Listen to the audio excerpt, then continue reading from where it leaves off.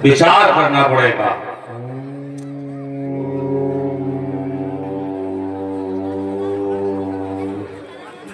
ओ, ये पुकार तो हमारे पिता की है। कौन सा संकट आन पड़ा जो पिता ने इतने दिन बाद याद किया। अहो भाग्य हमारे, जो हमारे पिता ने मुझे याद किया और मुझे मौका दिया। चलो इसी बहाने लंकापुरी के दर्शन भी हो जाएंगे और महाराज श्री के भी। आओ पुत्र है, आओ। हमने अपने मंत्रों के उच्चारण से तुम्हें यहाँ पर बुलाया। पिताश्री के चरणों में पुत्र का प्रणाम स्वीकार हो। विजयी भव। पुत्र है, आज तुम्हें लंका में इसलिए बुलाया है कि लंका में युद्ध हो रहा है। दो तपसी राजकुमार आए हैं, उनके साथ में वानर भालुओं की सेना है। उन्होंने लंका पर आक्रमण कर दिया है और तुम्हारे चाचा श्री भीषण भी उन बैरियों से जाके मिल गए हैं, वो भी वहीं पर हैं। लंका में कोई भी वीर नहीं बचा है। मैं जानता हूं कि तुम मायावी हो, सबसे बड़े मायावी हो। तुम किसी भी प्रकार से छल बल, किसी भी प्रकार से उन तपस्वियों को समाप्त कर दो। इसी कारण मैंने तुम्हें आज यहां पर बुलाया है। चलो, विचार अच्छा है। आज्ञा है पिता की तो श्रोधार करना ही पड़ेगा। पिताश्री, मेरे मन में एक विचार चल रहा है। जैसे आपका आदेश हुआ, आपने अवगत कराया कि हमारे काका श्री कुंभकर्ण वो भी समाप्त हो गए और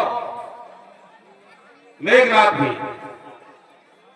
क्या आपको ये मन में विचार नहीं आता कि आप जिससे बैर कर रहे हैं, क्या वो इतने तुच्छ मानव हैं जिन्होंने मेघनाथ और काका श्री कुंभकर्ण का वध क्षण भर में कर दिया हो? क्या वो साधारण मानव होंगे? पिताश्री, तुम्हारे मन में ये लालसा जागी, क्या तुम ये सोचते हो कि रावण उन बैरियों से जाके मिले? ऐसा कदापि नहीं हो सकता है। ये रावण उन बैरियों के सामने झुक नहीं सकता है, क्योंकि रावण का दस्तूर है कि दुश्मन के आगे झुक जाए। ये रावण का दस्तूर नहीं।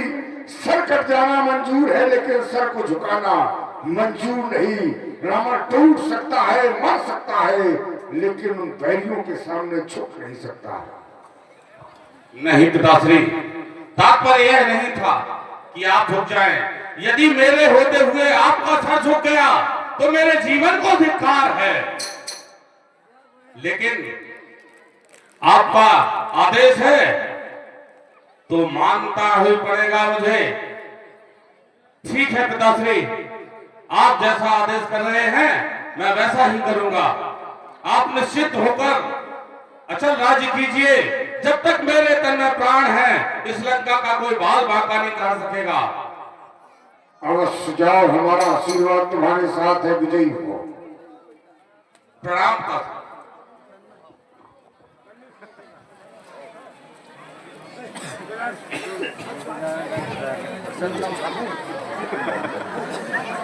आपने घननाथ का वध कर दिया, अर्थात आपका पूर्ण हो चुका। मैं चाहता हूं कि आज रात आप शयन करें, विश्राम करें। इस राम सबीर की पहरेदारी में करना चाहता हूं।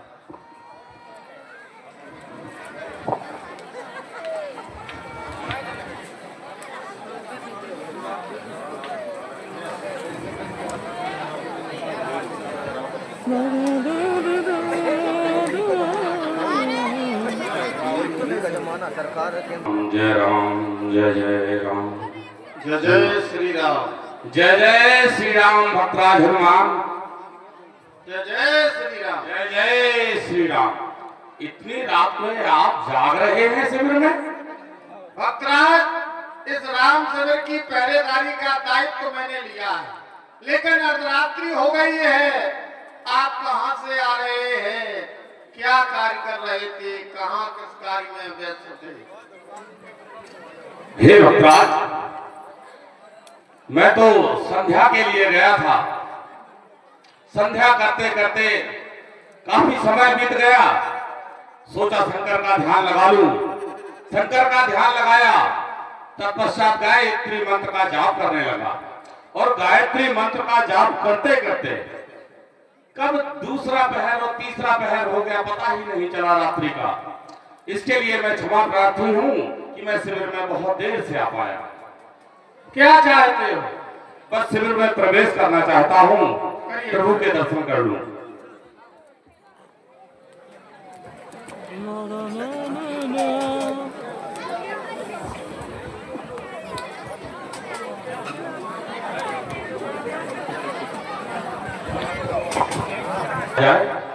समझ नहीं आ रहा, बड़ा ढीठ वानर है। ऐसी पहरेदारी मैंने कहीं नहीं देखी। एक लंका में होती थी और एक यहाँ ये ढीठ वानर पड़ गया। कुछ तो उपाय जरूर सोचना पड़ेगा। कैसे सोएगा? ओह, याद आया, ये तो राम नाम का रसिया है। केवल राम नाम का मंत्र ही इसको सुला सकता है। ये मग्न हो जाएगा उसमें। राम सिया राम, सिया राम, सीताराम, सीताराम, सीताराम। ये उचित है। अब काम बन जाएगा। अब चलता हूं शिविर के अंदर।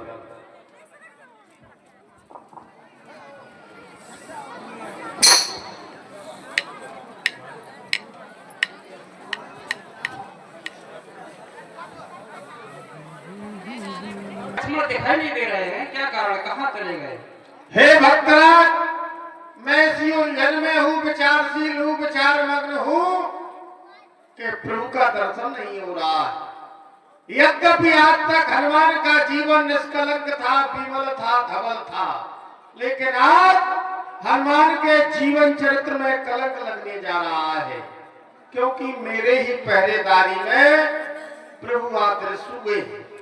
मेरे विचार से जिस प्राणी के जीवन चरित्र में कलंक लग जाए, उसे जीवित रहने का कोई अधिकार नहीं है। यदि हम प्रभु की कृपा से, प्रभु के प्रभाव से, प्रताप से लंका पर विजय प्राप्त कर ले, लेकिन हमें कुछ प्राप्त होने वाला नहीं है, क्योंकि मैंने माता जानकी को वचन दिया था कि एक माह के अंतर्गत मैं आपको प्रभु श्री राम का दर्शन करा दूंगा। अर्थात यह मेरा वचन असत्य हो जाएगा। तो आचार्यों ने ऐसा बतलाया है कि नहीं असत्य संपातक कुंजा, झूठ बोलने के समान कोई पाप नहीं है। यह तो विकट बात, ना जाने इसका छोर कहां। ये बहते हुए समुद्र बता अपने स्वामी कब और कहां। सोचता हूँ चोरी करने में रावण बड़ा प्रवीण है। यदि ऐसा है, क्या जिसने सीता का हरण किया उसने हरा राम को भी निर्दयी निशाचर हत्यारा ले भागा गया हम को भी। यदि ऐसा है तो ये सारी लंका आज सागर में आज बहा दूंगा, तो 10 मुख के 7 टुकड़े कर गीधों का ग्रास बना दूंगा। हे पामर पापी सावधान, यह हनुमान भयंकर है। कल तक लंका दाहक था, पर आज पूर्ण प्रियंकर है। लेकिन भक्तराज हमें भी याद आया, हमें याद आ रहा है कि जब मैं प्रबंध में था तब आप कहीं से आए थे। उस अंधेरी रात्रि में कुछ बात नहीं कह पाए थे। मैं इधर रहा अपनी धुन में और आप नाथ की ओर गए। अतः आप ही बतलाएं किस ओर युगल, किस ओर। वीर हनुमान, क्या हुआ है? रावण का बेटा अहिरावण पाताल लोक से आया है। उसने ही इस अंधारी में यह कौतुक रचाया है।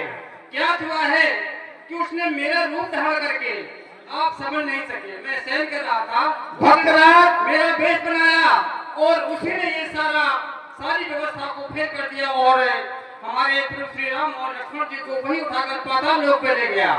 इसलिए मैंने आपसे कहा कि आप आए थे, क्योंकि कौवे के आओ विभीषण भेषा और प्रभु के निकट जा हम देखा, तो पूछस वचन कहत अतनी का, तो कपट न जाने निशाचर जी का। अब भयभीत होने की आवश्यकता नहीं है, पाताल लोक को जाकर क्योंकि अवसर पाकर प्रभु ऐसे रहस्य रचाते हैं, अपने दासों से कार्य करा उनका मान बढ़ाते हैं। मैं पाताल लोक की ओर प्रस्थान करता हूँ, आप रामचंद्र की पहरेदारी करना। बोलिए प्रभु श्री रामचंद्र की चुटकी भर